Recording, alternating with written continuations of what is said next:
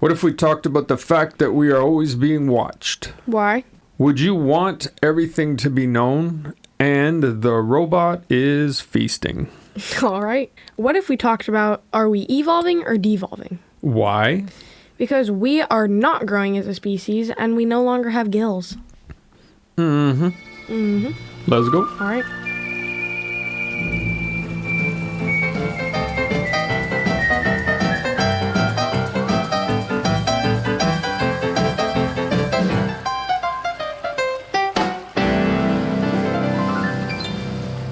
Hello, Scout friend Cheska.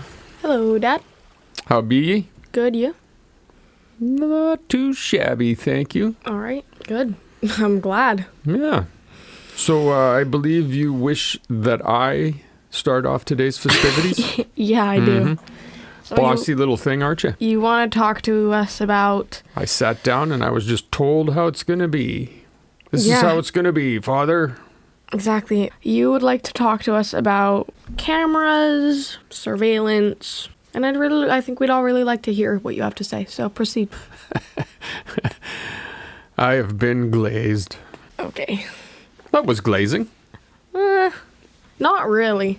I don't know if you really understand what glazing Yeah, means. I'm pretty sure I do. All right. The whole surveillance culture that we're living in. So in the Super Bowl, they had a weird ad for dogs. And I don't really pay that much attention, but, you know, they're dogs, right? So congratulations, you got me. And these dogs are flopping around, and it turns out it's for a thing. Oh, is your dog lost? Join our service, and we'll use the cameras on everybody's door to find your dog for you. And immediately I was like, oh? Like, that's not okay. You can see where that would quickly go to people. So it made me think, all right, all the cameras, they're looking every time you go to somebody's house and they have a camera, you're being recorded, it's being uploaded, it's somewhere in the system, somebody can find it if they know the right people, they can get a hold of the data and everything. And apparently I wasn't the only one who thought this. So there was a huge backlash against Amazon and Ring, right? They're the ringleaders, huh? Oh, yeah. I see what you did there. Yeah. They're the ones who were the leaders in this industry, this fear industry, where you got to have a camera on your front door, your back door, every room in your house or whatever. And they were partnered up with something called Flock Safety, which is nominally a business that is to do this, is to help protect your dog and everything. Except that Flock Safety, it turned out, was a surveillance firm whose technology had already been accessed by the federal immigration agencies, including ICE, to help track down people. Yeah, exactly. So it got me thinking, you know, about all of this, right? Like I you know me, I don't like the idea that I'm being watched and tracked and everything. You're definitely very anti that. Yeah, but I mean, I'm not, heading out to the hills with my grandpappy's, shotgun. Yeah. I'm not far from that sometimes. Wow. It's just crazy. Yeah. We're being watched all the time. Yeah. So one thing that I found interesting was this. There was a guy, Jeremy Bentham, in the 18th century, and he was a philosopher, and he was an 18th century dude. And he was a big proponent of utilitarianism, which is essentially the greatest good for the greatest number. It's not socialism or anything else. It's just the idea of that. It's a philosophical idea that the thing that's best for the most people is the greatest good, is the thing that's best. And he also designed a panopticon concept of a prison. And his idea was that the prison could be monitored by one guard, all of the inmates. And conceptually, it's a design where the inmates never know exactly when they're being watched. So they assume they're being watched always. And this is in the 18th century, right? Well, that's how we're living today. Right. Like that's already crept into my way of being. Like I know everywhere I go, there's a camera on me. I go into a store, there's a camera on me. I go into half the houses, I go to visit people. There's a good chance there's a camera on me. There's cameras everywhere. That's interesting because maybe it's just because of my generation. I'm just used to the idea of cameras everywhere. I don't think that. Like, when I walk into the mall every weekend, I don't think, like, am I being watched or is there a camera on me? I never think that. But that's just because of how I grew up and the time that I grew up. there's always cameras everywhere. And I think that we're just always kind of taught, like, cameras are for safety and that kind of thing. Mm-hmm. So when I see a camera, I don't go to like, oh, they're watching me. I don't even think twice about it. But I think that just has a lot to do with just my upbringing and the time that I was brought up in. Definitely. And I think that the older generations are a little more aware of it because it's not something that they're completely used to. And if anything, they're getting used to it in the opposite way that my generation is getting used to it. Yeah, no, valid for sure. Like the little kids, little kids, I mean, they have the Meta glasses. I know like 4-year-olds that own Meta glasses. Yeah. Like that's crazy. Well, that's a whole other thing too. Yeah, Yeah. that is crazy. But that also speaks to the insidious nature of it because you are being monitored. You are being consumed as data. And that's a really good point you make because it's not something that really does ping on your radar as a problem because to you it's just like, well, yeah, there's cameras everywhere and you've been sold what they're good for. And they do have usefulness. That's like the part CCTV. Well, that's part of what makes them alluring, isn't it? Yeah. What makes us accept it. There's a woman, Shoshana Zuboff. She's, I think she's a Harvard professor or something, but she coined a term, surveillance capitalism, and it's essentially what we have where the human experience, your experience, is now free raw material for these people who are collecting it and turning it into data that they sell to people. So the business customers pay to know what we'll do now, what we'll do later, what we're doing soon. Right. And this is kind of taken without our knowledge or permission in a way. And then it's declared proprietary. So the business that takes your data, they say, well, this is my data now. And it's like, well, buddy, that's my life. You just turned my life into data, man. Like, how do I have no say in this? Yeah, I mean, I think the idea is that if you constantly have the knowledge that there's cameras everywhere, then it's technically not against your will or against it's not something that you are asking them to not do because they're everywhere.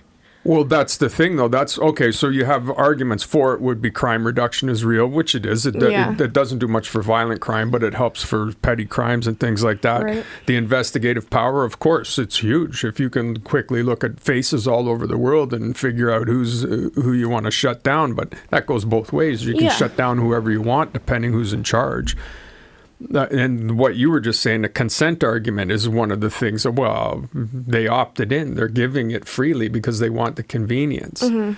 That doesn't make it okay. No, it doesn't at all. And I agree. That's to their argument. Oh, no question it is that you've accepted it. Right. And for whatever nebulous reason, it's been accepted and it has been. Yeah. I mean, the benefits are easy to sell. That's arguments for it. Arguments against it would be silencing free society, which is a big one because if you're being monitored, people, and they've done studies on this, people aren't going to protest. They're not going to present themselves because they're worried about blowback. They're worried about being on the wrong side of a position. Yeah.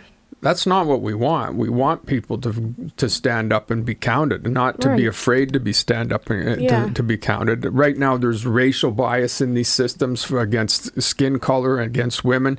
Even if that changes one day, which it will, they'll fix it so there's 100% no bias. It's still surveilling everybody. Yeah. Like it's always going to be flawed because it's always going to be based on who's constructed it, who's running it, who's wielding this ability to know everything about everyone, where everybody is at all times. And it's a creep problem. Like the features are being marked for benign purposes, but they're easily repurposed for way broader monitoring. Right. It's freedom, man. To me, it comes down to freedom. And again, I'm not like a guy who says you got to watch it and head to the hills and learn how to hunt. But the idea that you can have free, access to other people's cameras is weird. Like with the dog thing. Like if you lose your dog and... Well, so that's the thing. You would sign up for it and then everybody's cameras would be collected and then everybody would be helping each other out. Like, oh, well, I'll put my camera on that system and then I can help find, Stuffy the dog. And that would help to do that. But how does that not immediately change to, okay, here's Bob's face, man. Where's Bob? Everybody, let's try and find Bob. Yeah, exactly. I don't want that. No. I just don't. Who's in charge of all of this? And it's invisible. Like you don't get a notification when your protest attendance gets logged by somewhere. You don't get told when your health data is sold to an insurer. You don't get told when there's a false facial match on your face and you get put on a watch list. And so you go to the airport and they're like, oh, sir, you're going to have to come aside. It doesn't matter that nobody tells you like, hey, we flagged you. It's invisible up until the time somebody comes up and taps you on the shoulder and says, buddy. Like, I feel like it's a danger of sounding paranoid or worried about it, but it's a real thing. This is what they're doing. I agree, They're collecting all of this, and it's now so embedded in our society. Like Ring, you can opt out of Ring, but you can't opt out of the surveillance society. I don't want a Ring thing on my doorway, right? I don't want to be filming people. But then when I go to somebody's house who's filming me, no, I don't get a say in it. I can see the camera, and then I'm not coming to your house anymore, but it doesn't matter. I'm on the camera anyhow. Exactly. I know it doesn't amount to much if you live a normal life, but it's indicative of the direction we're going collectively. Yeah, to me, it's a consideration of privacy. And what's privacy? Yeah. If it matters to you. To me, privacy is the right to construct a sense of self outside of the consideration of others. I want to be able to make some mistakes and build myself without being watched. Right. Which is valid, and I'm sure that there's so many more people that would agree and think the same exact thing. I think so. It's something, I don't know what we're going to do about it, because now it's just everywhere. Opting out's not really an option. It's because it's everywhere. They have cameras on traffic lights now. Yeah. The choice to remain private has been essentially quietly eliminated, like bit by bit, app by app. And you weren't asked. And so now, to me, the only choice is how much do you want to give? And there are ways to give less, but you have to be aware of it. All right, Kajang. All right. You wish to discuss whether or not we humans are evolving or devolving. Right. So first, I just want to state what the definition is of devolving, because I'm sure we all know, evolving. So evolving is to develop gradually, especially from a simple to a more complex form. And, devolving is the opposite. To devolve, to underdevelop gradually, especially from a complex to a more simple form. I think that technically devolving isn't a thing, technically. That's probably true. The point still stands that because of how we live now, processed foods, cushy homes, vehicles, like for example, vehicles, that's actually a good example. We drive everywhere now. We don't walk everywhere. We don't like ride a horse everywhere now. We drive everywhere. And that's a simple thing. That helps us get places, but I think in the long run, that actually is quite, I don't really know what word to use, but I think that takes an effect on your body over time. The more generations that start using vehicles instead of walking places or using things that you need to put energy into, I think that'll take, in the long run, an effect and a toll on the human body. Yet we're making less demands on ourselves physically, so then our physical advancement is less likely to occur. That's what you're saying, right? Yes. Yeah. Which is totally, I agree with that 100%. And processed foods. We're getting squishy. Yeah, exactly. Exactly. Processed foods. Our diets have changed drastically. If you look at the medieval times, you can see, because that's what I was originally going to do this topic on. Yeah. But if you look back to the medieval times, we were eating things like bread. You love the medieval times. I love it. Like, it's my hyperfixation. Yeah. So bread was made in a rock bowl that would be, the grain would be chiseled away with another rock. And it's rock on rock. Right. The friction is going to cause little pieces of rock to chip off of one of the rocks, and it'll put itself into the grain. So when the grain is turned into bread, little pieces of rock would be in the bread. Yeah. And although medieval people were so unhygienic, they had quite strong teeth. And the reason is because after years and years and years of eating bread, of eating this rocks hard bread, their teeth became, they adjusted to it over the years. They evolved to be stronger, more capable teeth. And guts too. That must have had some effect on the guts and the whole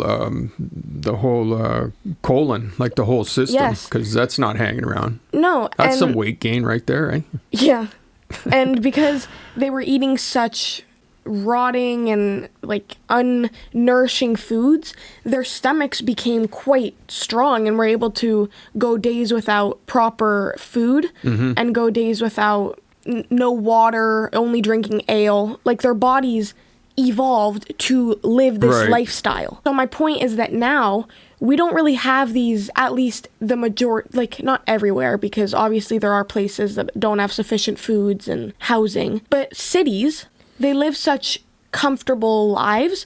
They don't really have anything to work against. The human bodies were built for survival, right? They evolved over time to survive. But now, because we have cars and apartment buildings and parks and pets, we don't have threats anymore. The same wolves that threatened our meals at night are now living in our homes, sleeping in our beds with us. Yeah. So I think that takes quite a bit of that's a good point. An effect on not even just the body, but the brain.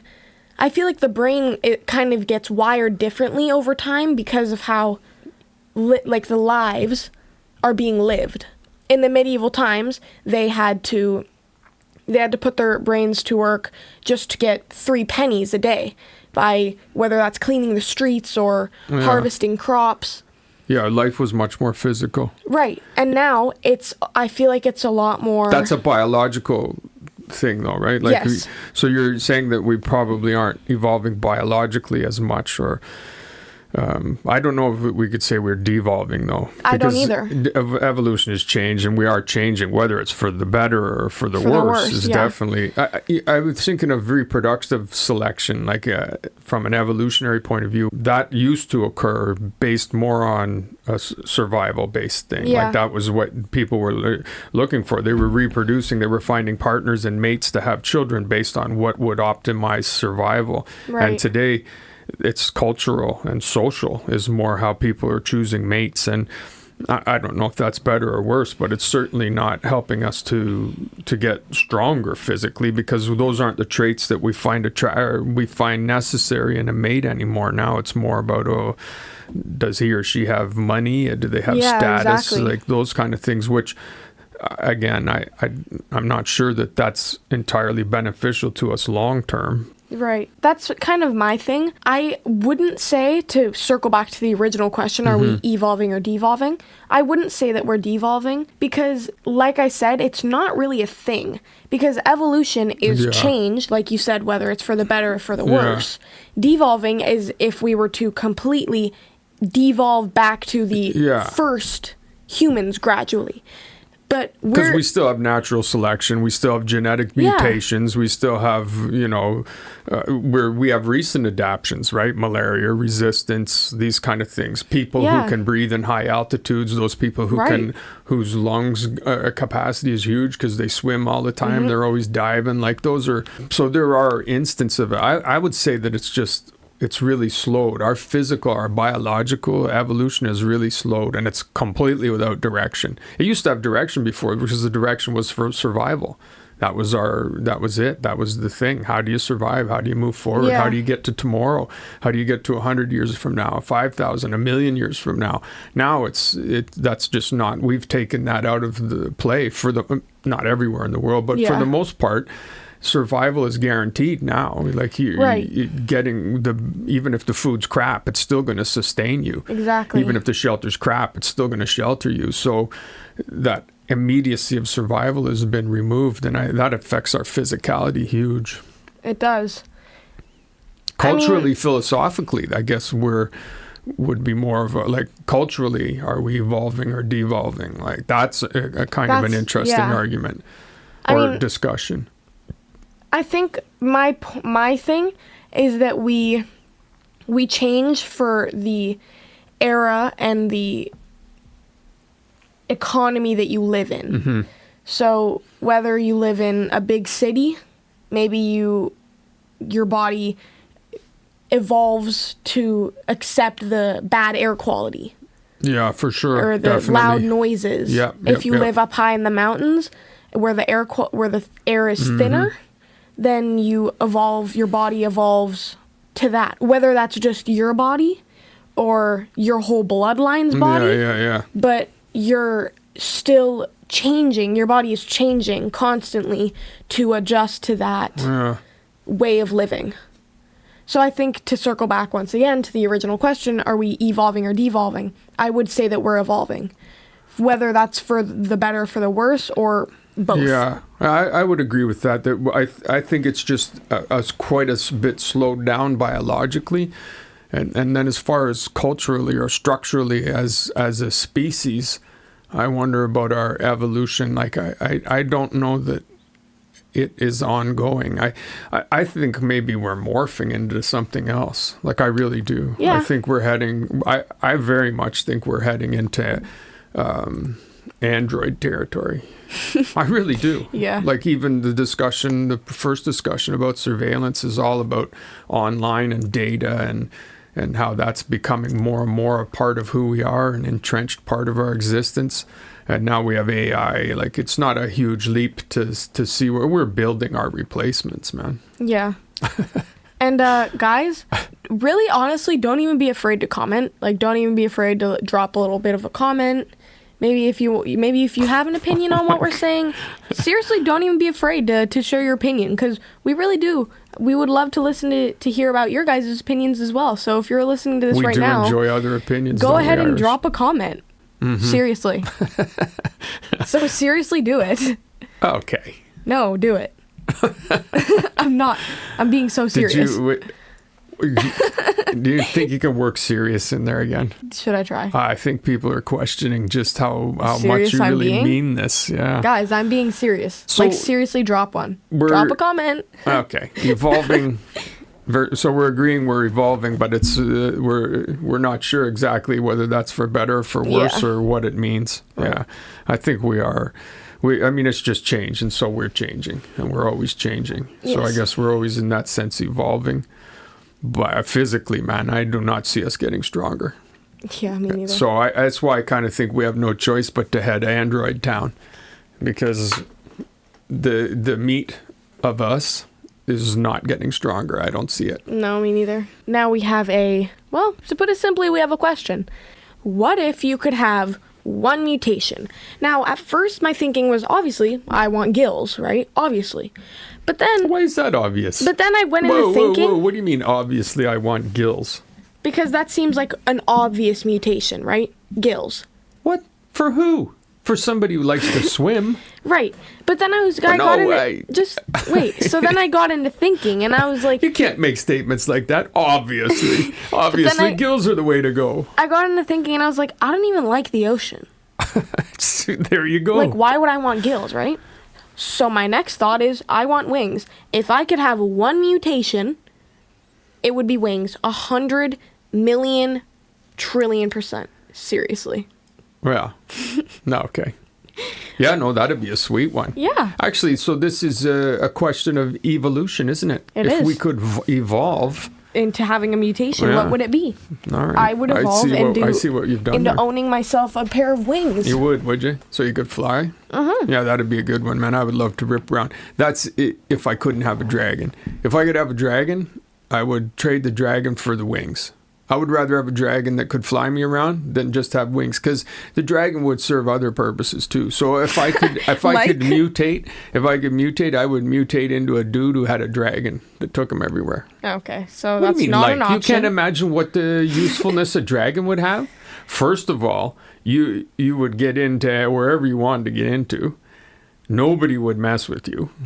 It would be sweet. And then you could go anywhere. You could just fly, man, up in the sky. You tell the dragon, go higher. Go lower. Rip over there. Oh, I'll go buzz that hill. I don't really know how we got into talking about dragons, but you know what? I like it. Because that's my mutation. But that's not really mutation. All right. I want invisibility. Invisibility? Yeah.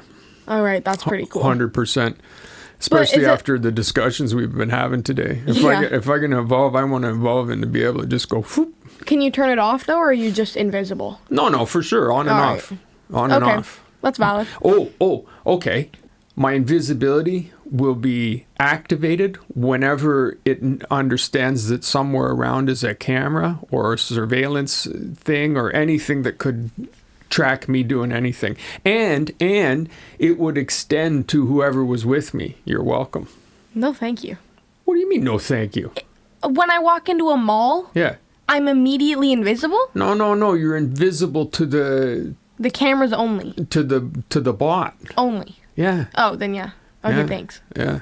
Although I would also want it to make me invisible. I also want to be able to go and nobody can see me anymore. But that's a power though. I want wings. I'm not just gonna hover. I want like eagle wings. Well, I want a dragon. Everybody wants something, Scout Francesca. Okay. See, this is why you have such a hard time with the what ifs. Because either you go either way. Either you do something like, oh, well, we can't live on Mars, so why would I want to live on Mars? We can't. But then if I ask you what mutation you would be, you say invisibility, and anybody that's with me also turns invisible. I thought Oh, but you know what? If I can't do that, then I think I want a pet dragon. You can't do that. No, I chose the dragon first, man. You're twisting up my words. Okay, invisibility, but it doesn't work only with that's technology. Invisibility is not a mutation. No, but that's a power. That's a bonus that I'm throwing in. No, that's not. That's a power, Dad. A mutation. Gills. Beak. Duck feet. Wings. Wings is pretty... okay, right. Fine. I want wings, though, that can also double as extra arms. So I could have 4 arms. You imagine the stuff I could build with 4 arms? Yeah. Oh, it'd be sweet. Yeah. The ladies would swarm. Okay, eyes in the back of my head. What? Name one animal that has eyes in the back of its head. Well, you said a mutation. I think that's very mutant. You're the one who said... Okay, if you could have whatever X-Men power you wanted, pick one. Didn't say that. Well, didn't say that at all. Did you not say mutant? Oh, if you could be one character from Miss Peregrine's Home of Peculiar Children, what would you be? Nah, that's a niche. No, it's not. Man. Oh, it's like not everybody knows Miss Peregrine's Home for Weirdos. Go ahead and drop a comment if you know about Miss Peregrine's Home for Peculiar Children. All right. I love you. I love you too. Episode the 70th. Yep, next time. I will see you next time for sure. Mm-hmm.